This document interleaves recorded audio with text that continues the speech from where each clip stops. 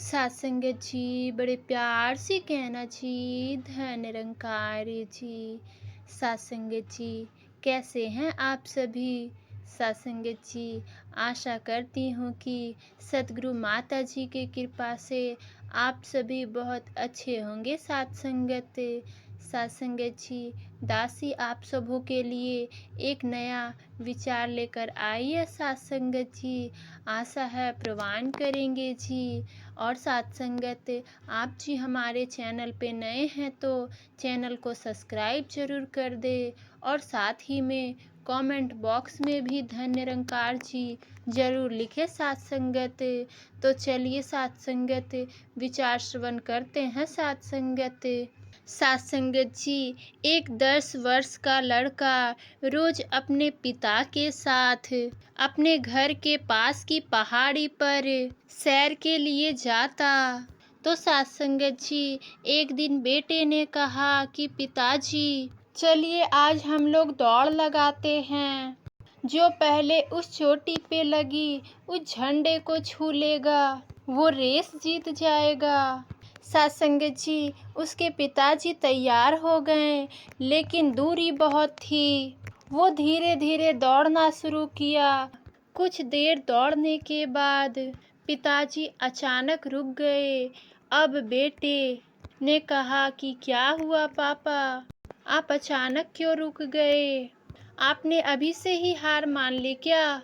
तब साथ संगत उनके पिता बोले कि नहीं नहीं मेरे जूते में कंकड़ पड़ गए हैं, बस उन्हीं को निकालने के लिए रुका हूँ। कंकड़ को निकाल कर मैं फिर से दौड़ना शुरू कर दूंगा। पिता की बात सुनकर बेटे भी बोले कि पिताजी मेरे जूते में भी तो कंकड़ पड़े हैं, पर अगर मैं रुक गया तो रेस हार जाऊंगा। कंकड़ को निकालने में मैं समय नहीं गंवाना चाहता हूँ और ना ही मैं रेस हारना चाहता हूँ। ये कहते हुए वो तेजी से आगे भागा।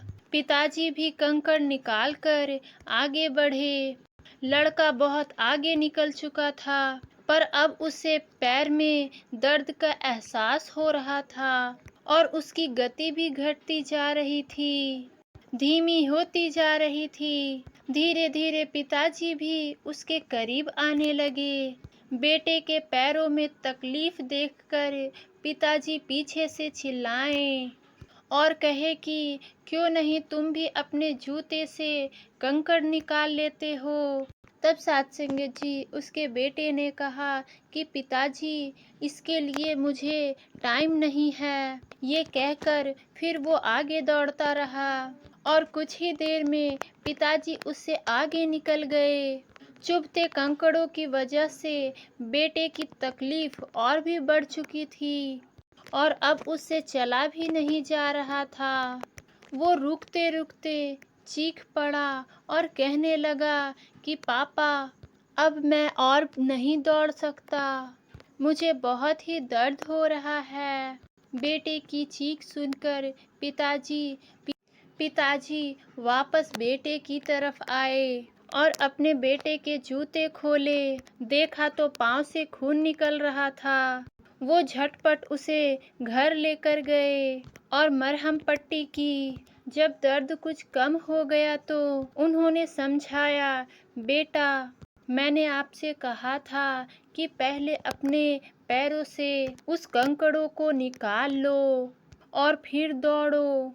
तो सात संगत जी बेटे ने कहा कि पापा मैंने सोचा अगर मैं रुकूंगा तो रेस हार जाऊंगा। तब पिता बोले ऐसा नहीं है बेटा, अगर हमारी लाइफ में कोई प्रॉब्लम आती है तो हमें उसे यह कहकर टालना नहीं चाहिए कि अभी हमारे पास समय नहीं है।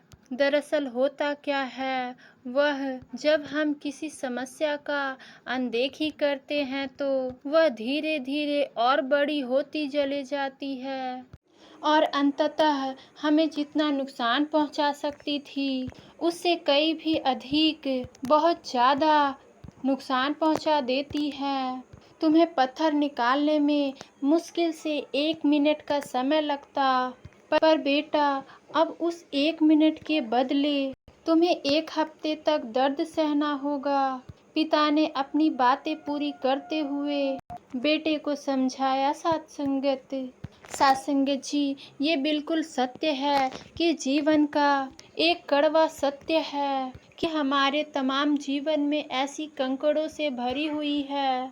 कभी हम अपने धन को लेकर परेशान होते हैं, तो कभी अपने रिश्ते को लेकर, और तो कभी हमारे साथ काम करने वाले को हमें समस्या होती है। शुरू में ये समस्याएं छोटी जान पड़ती है, पर हम इन समस्याओं पर बात करना या इनका समाधान खोजने से बचते रहते हैं, पर धीरे धीरे इनका रूप बड़ा हो जाता है। कोई उधार जिसे हम 1000 रुपए देकर चुका सकते थे, लेकिन इसे अब 5000 रुपए चाहिए। ठीक इसी प्रकार रिश्ते की कड़वाहट को एक सॉरी से दूर कर सकते थे, और वो नहीं करते हैं तो वो अब टूटने की कगार पर आ जाती है, क्योंकि हम अपने अहम के कारण उन्हें सॉरी नहीं बोलते हैं, या हमारे पास सॉरी कहने के लिए समय नहीं होता, जिसके कारण हम जो भी मतभेद है उसे खत्म कर सकते थे। उसे समय ना देने के कारण